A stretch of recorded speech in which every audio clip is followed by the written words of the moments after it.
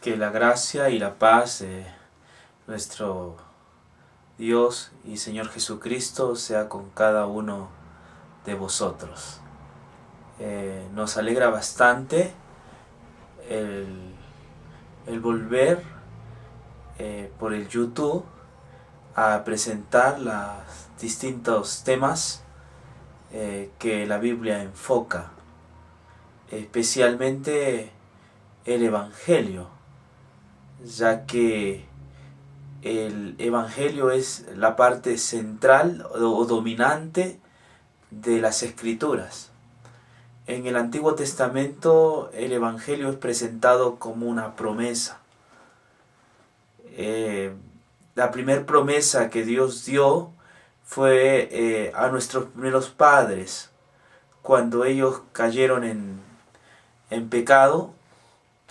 Ellos estaban esperando el juicio de Dios, porque usted debe recordar que Dios les había dicho que el día que comieran del fruto prohibido, ellos iban a morir. Es lo que Dios había dicho, eso está en Génesis 2:17. Por esa razón, cuando ellos comieron del fruto prohibido, esperaban que Dios venga con un mensaje de ira, con un mensaje de juicio, un mensaje de condenación. Cuando uno lee el relato bíblico que se encuentra en Génesis, el capítulo 3, sorprende que Adán y Eva, dice la Escritura, que huían de la presencia de Dios entre los árboles del huerto, ¿no? Así es como se puede visualizar en Génesis capítulo 3. Lo voy a dar lectura textualmente. Dice: y oyeron la voz de Jehová Dios que se paseaba en el huerto al aire del día, y el hombre y su mujer se escondieron de la presencia de Jehová Dios entre los árboles del huerto. Esto no sucedía antes del pecado. El hombre tenía buenas relaciones con Dios, existía una buena comunicación. El hombre estaba en armonía con Dios. La naturaleza de Adán era santa, asimismo también de Eva. Ellos no tenían idea de lo que es el pecado, no conocían el pecado. El pecado era algo extraño para ellos. Sin embargo, lamentablemente, nuestros primeros padres desobedecieron a Dios.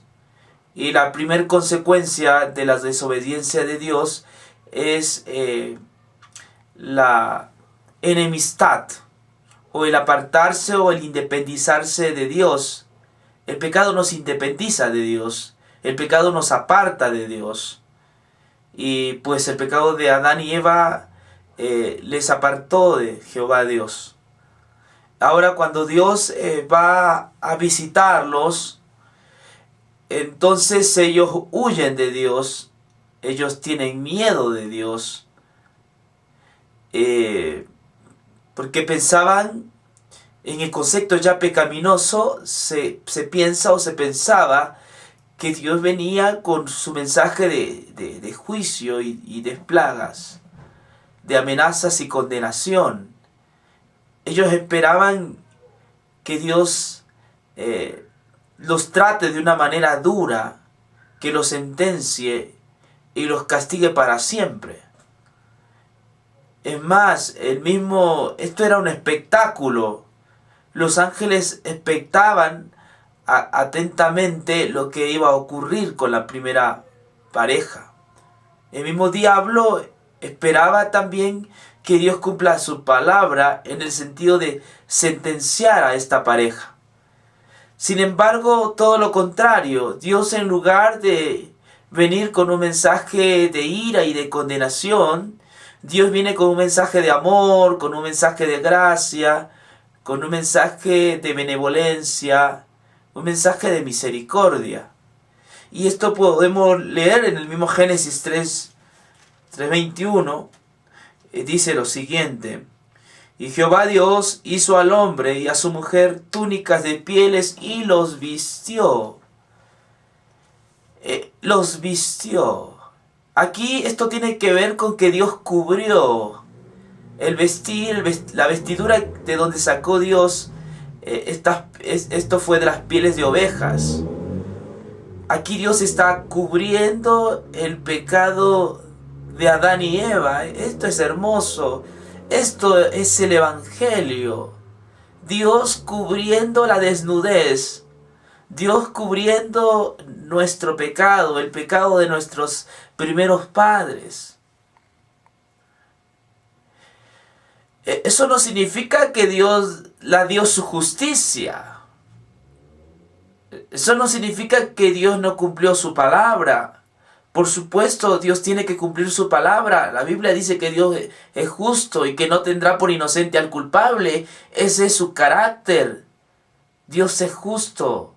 Él no puede rebajar su justicia al nivel del hombre. La justicia de Dios exigía la muerte de Adán y Eva y de toda la descendencia humana. Pero ¿por qué Dios les evitó el castigo? ¿Por qué Dios pasó por alto el castigo de nuestros primeros padres? ¿Saben por qué? Porque aquella tarde gris, negra, Dios presenta por primera vez su plan de salvación, aquello que estaba oculto en el corazón de Dios y que nadie más sabía sino que Dios lo manifiesta, porque donde hubo el pecado, dice Pablo, sobreabundó la gracia. Aquí Dios presenta la gracia. La gracia no, por supuesto, no deja de lado la justicia de Dios. La justicia de Dios es eterna, es inmutable, no cabe duda. Dios siempre será justo. Y Dios debe cumplir su palabra. ¿Y de qué manera lo cumplió? Ese día no murió Adán y Eva, pero ¿saben quién murió? Un corderito. El texto bíblico dice que Dios lo vistió de túnicas de pieles. Fue un cordero inocente el que tuvo que morir por el pecado de Adán y Eva. A partir de allí se constituye el verdadero culto hacia Dios. A través de esta figura de las pieles de ovejas, Dios estaba enseñándoles el Evangelio en promesas. Dios estaba revelando su gracia que se iba a revelar en el Evangelio.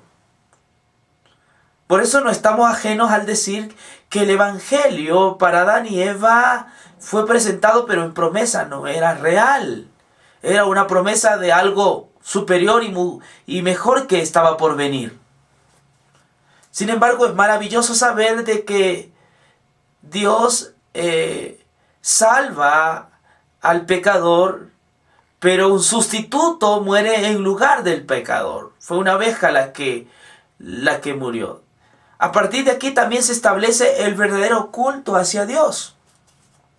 Porque hoy día hay muchas religiones y que te dan un montón de métodos para ir al cielo. Cada uno tiene su propia forma o método para ir al cielo. Pero la Biblia presenta, querido oyente, un solo método. Y es por medio de la sustitución. La forma o el método que Dios tiene para salvarnos es por la vía de la sustitución. Por medio de la sustitución nuestros pecados son cubiertos. Por medio de la sustitución otro carga nuestro pecado por nuestro lugar o en nuestro lugar. Entonces, cuando hubo el pecado, sobreabundó la gracia. Ese es el Evangelio.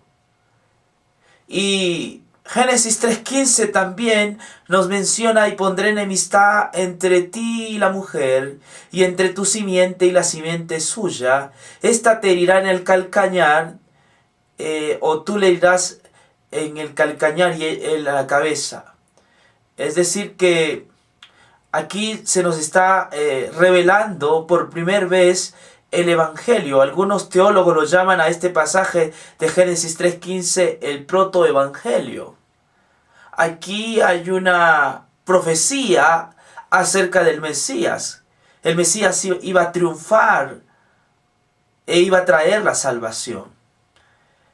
Entonces, en el Antiguo Testamento, en todo el Antiguo Testamento, el Evangelio no era una sombra. El Evangelio era una promesa, no era una realidad. Estaba por venir. Era algo para el futuro. Pero a través de ese sistema de ritos, de ofrendas, de sacrificios, del santuario terrenal, todas esas cosas eran una sombra del Evangelio. Mientras el Evangelio no se encarnaba, entonces había que valerse de esos instrumentos, de esas imágenes, de esas siluetas, de esas sombras, para que al hombre le quedara algo sobre el Evangelio, tenga una idea de lo que es el Evangelio. Por lo menos esa es la idea que transmite el Antiguo Testamento, que la salvación no es porque por la conducta del hombre, por las obras del hombre, sino que la salvación era por medio de la vía de la sustitución. Era otro el que moría por nosotros, era otro el que tomaba nuestro lugar. Eso es la gran enseñanza del Antiguo Testamento. Pero mi querido amigo, llegó el momento en que el Evangelio tenía que ser revelado. Y vamos a ver qué dice el libro de Romanos. Romanos, el capítulo 1. Nosotros vamos a encontrar que Pablo nos menciona que el Evangelio ya no es una promesa, sino que es una realidad. Vamos a leer los primeros 3 versículos de Romanos capítulo 1. Pablo, siervo de Jesucristo, llamado a ser apóstol, apartado para el Evangelio de Dios, que él había prometido antes por sus profetas en las santas escrituras, acerca de su Hijo nuestro Señor Jesucristo, que era del linaje de David, según la carne, que fue declarado Hijo de Dios con poder según el Espíritu de santidad, por la resurrección de entre los muertos. En estos textos que hemos leído, podemos comprender que en el Antiguo Testamento el Evangelio había sido una promesa que Dios había dado a conocer por medio de los profetas. ¿Y de qué trataba este Evangelio? Vamos a ver qué dice. Acerca de su Hijo, nuestro Señor Jesucristo, que era del linaje de David según la carne. Por lo tanto, aquella promesa que estaba en el Antiguo Testamento, al venir Jesús, se hace realidad. El texto bíblico dice acerca de su Hijo, nuestro Señor Jesucristo. El Evangelio tiene que ver con la persona de nuestro Señor Jesucristo, con su encarnación, con su vida perfecta y con su muerte expiatoria en la cruz del Calvario para conseguir el perdón de nuestros pecados. El Evangelio ya no es entonces una sombra, una silueta, un bosquejo. El Evangelio ya no es símbolo. El Evangelio se ha hecho realidad en Jesucristo. El Evangelio tampoco trata de algo que va a ocurrir en el futuro. Eso es un error. El Evangelio trata acerca de la vida de Jesús, sus 33 años de vida. Eso se constituye en el Evangelio. Eso es lo que Dios había prometido a los profetas y que en Cristo se cumplió. Todas las promesas del Señor, dice Pablo, son sí, amén en Cristo. Él es el Evangelio, Él es el don de Dios. Él es la sustancia de todo el sistema judaico. Él es la realidad que supera y sobrepasa al sistema judaico. Ese es el Evangelio. El Evangelio son las buenas nuevas de lo que Dios en Cristo ha hecho por nosotros. El Evangelio no es lo que Dios hace en ti. El Evangelio es lo que Dios ha hecho por ti. Eso es diferente. El Nuevo Testamento gira en torno a la historia de Cristo. El Evangelio es un acontecimiento histórico. No es un acontecimiento que sucede hoy. Ese es un error. El Cristo es el cumplimiento de la ley. El mismo Jesús dijo, yo no he venido a abolir la ley, sino a cumplirla. Él es el Evangelio. Él es el don que Dios había prometido a los patriarcas, a los israelitas. Y se ha hecho realidad en la encarnación, la vida y la muerte de Jesucristo. Y por qué no decir de su resurrección. Él es el Evangelio. Cristo son las buenas noticias que Dios ha compartido con nosotros. Todo el tesoro del cielo fue ofrendado para el perdón de nuestros pecados. Dios, cuando nos dio a Cristo, nos dio todo el cielo. En eso se constituye el Evangelio. De eso trata el Evangelio. El Evangelio no trata acerca de lo que nosotros hacemos para Dios. No, querido oyente. El Evangelio trata de lo que Dios ha hecho por nosotros. El Evangelio trata de Juan 3:16. Porque de tal manera amó Dios al mundo que ha dado a su Hijo unigénito, para que todo aquel que en él crea no se pierda, mas tenga vida eterna. Eso es el Evangelio. No es otra cosa. El Evangelio se centra en Cristo y nada más que en Él, que en Cristo. Ahora, ¿para qué nos sirve el Evangelio? ¿Para qué nos sirve el Evangelio? El mismo Pablo en el libro de Romanos, el capítulo 5, nos va a decir para qué nos sirve el Evangelio, para qué nos sirve este Evangelio.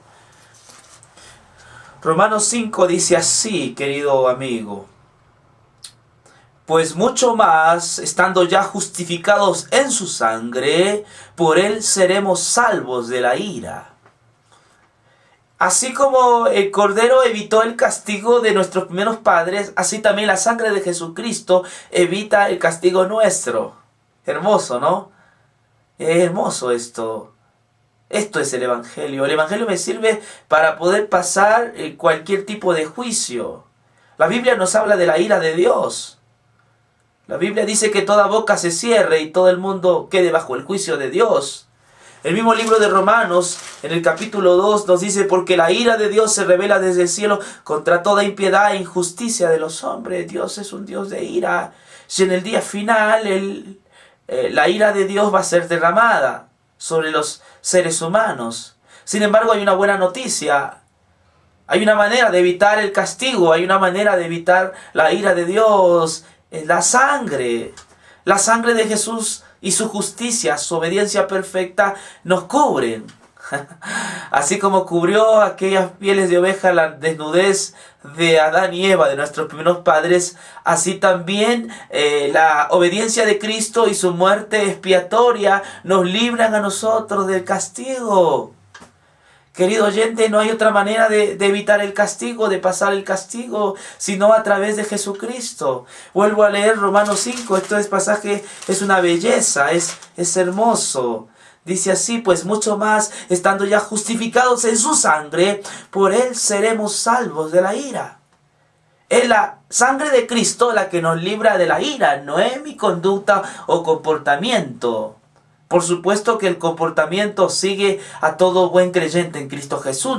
Nosotros no dudamos de que existe la responsabilidad humana, los deberes cristianos, pero eso no es la base sobre la cual pasamos la ira de Dios. La base sobre la cual pasamos la ira de Dios es la sangre de Jesucristo.